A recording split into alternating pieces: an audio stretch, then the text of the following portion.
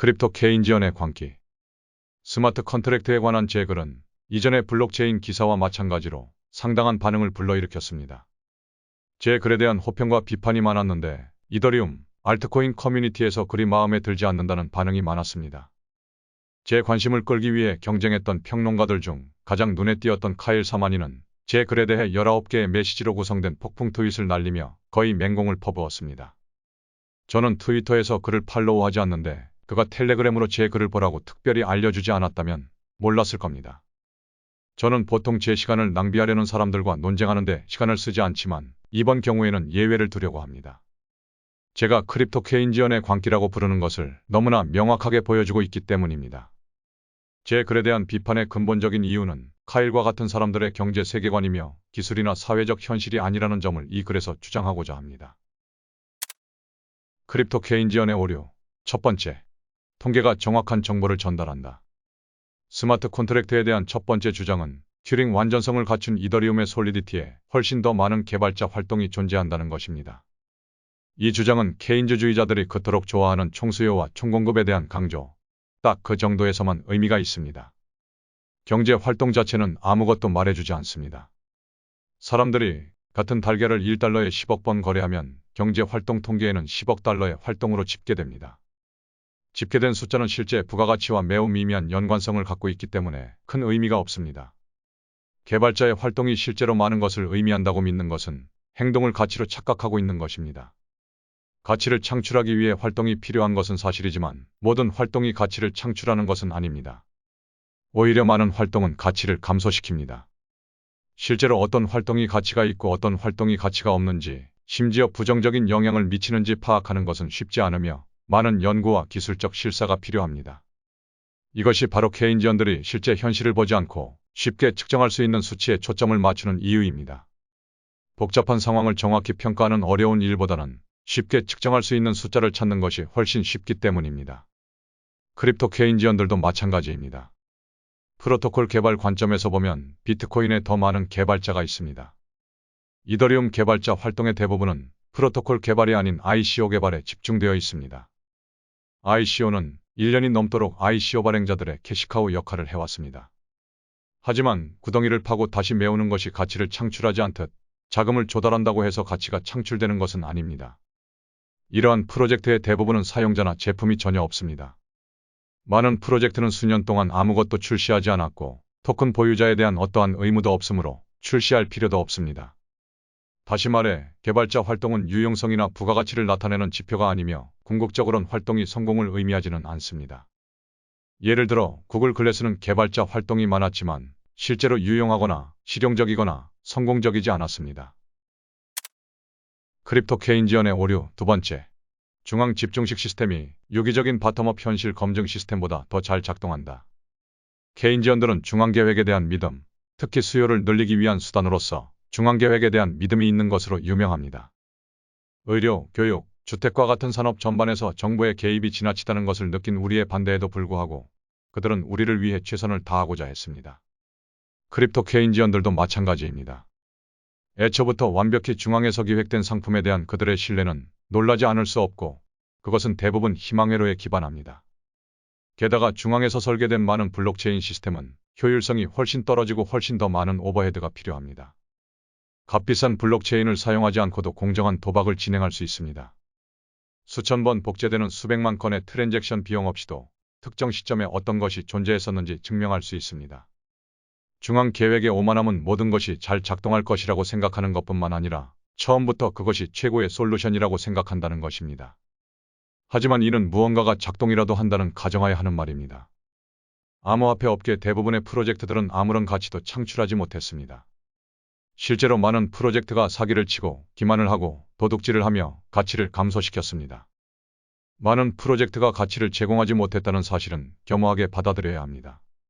하지만 크립토 케인지언에게 이는 대단한 활용 사례의 등장이 얼마 남지 않았으며 새롭고 흥미로운 혁신이 불과 몇 달 앞으로 다가왔다는 증거일 뿐입니다. 이들은 자금을 조달하고 사람을 모으는 것이 실질적인 가치가 곧 제공될 것이라는 증거로 생각합니다. 바텀업 시스템의 현실은 큰 인센티브가 주어지지 않는 한 대부분의 사람들이 이러한 시스템을 사용하는데 관심조차 갖지 않는다는 것입니다. 보통 이것은 사용자가 사실상 투자자라는 것을 의미하는데, 좋게 표현하면 같은 방식으로 시스템을 사용할 새로운 투자자를 찾는 다단계 마케팅 방식이라고 할 수 있습니다. 시스템은 설계하기가 정말 어렵고 처음부터 제대로 설계되는 경우는 매우 드뭅니다. 스타트업의 베테랑이라면 누구나 알 수 있듯이 시장에 적합한 제품을 찾는 것은 정말 어렵고, 많은 스타트업이 다양한 모델을 시도할 뿐만 아니라 이러한 이유로 완전히 다른 산업으로 전환하는 경우가 많습니다. 성공한 스타트업들은 어떤 모델이 잘 먹히는지 확인하기 위해 많은 것을 시도하고 반복합니다. 최고의 스타트업들은 현존하는 문제에 대한 솔루션을 찾아냅니다. 반면 대부분의 암호화폐 스타트업들은 자신들이 만들고자 하는 쓰레기로부터 문제를 찾으려고 합니다. 블록체인 시스템의 정말 무서운 점은 탈중앙화라는 허울을 포기하지 않는다면 시스템의 많은 것들을 반복하거나 변화시키는 것이 불가능하다는 점입니다. 따라서 크립토 케인지언들은 자신이 투자하는 것이 단번에 제대로 작동하고 성공할 것이라고 믿어야 합니다. 이는 복잡한 시스템 또는 시장의 현실과는 다릅니다. 잘해봐야 매우 느리고 비용이 엄청나게 많이 들며 변경하기가 정말 어려운 프로젝트들의 반복일 것입니다. 크립토 케인지언의 오류 세 번째. 모든 사람은 예상대로 정확하게 행동할 것이다. 카일의 폭풍 트윗 최고의 웃음벨은 NBA.com 서버가 신뢰의 원천이므로 오라클을 신뢰할 수 있으며, 따라서 스마트 컨트랙트는 디지털이 아닌 것에도 유용할 수 있다는 것이었습니다. 기억하십시오. 오라클이 스마트 컨트랙트의 최종 결정권자입니다. 탈중앙화된 환경에서 더 이상의 판결은 없습니다. 문제가 발생해도 다른 판사에게 이의를 제기할 수 없습니다. 당신은 오라클이 판단하는 모든 것을 그저 받아들여야만 합니다. 분명히 오라클이 추가되면서 생기는 엄청난 공격 요소는 전혀 고려조차 되지 않은 것 같습니다. NBA.com의 데이터는 누가 제공하나요? 사이트가 해킹되면 어떡하나요? 도박꾼이 이 데이터에 영향을 끼치기 위해 무엇을 할 수 있을까요? 골든스테이트 워리어스가 시카고 불스에게 0대3으로 지고 있을 때 당신이 워리어스의 100대 1의 배당률로 10억 원을 베팅했다고 상상해봅시다. 당첨금을 무기명 상품으로 지급받기 위해 서버를 해킹할 유인책이 있을까요? NBA.com IT 담당자에게 뇌물을 주고 싶은 마음이 생기시나요? 그 사람의 가족을 납치해버릴까요? 결국 오라클의 선택만 바꾸면 되니까요.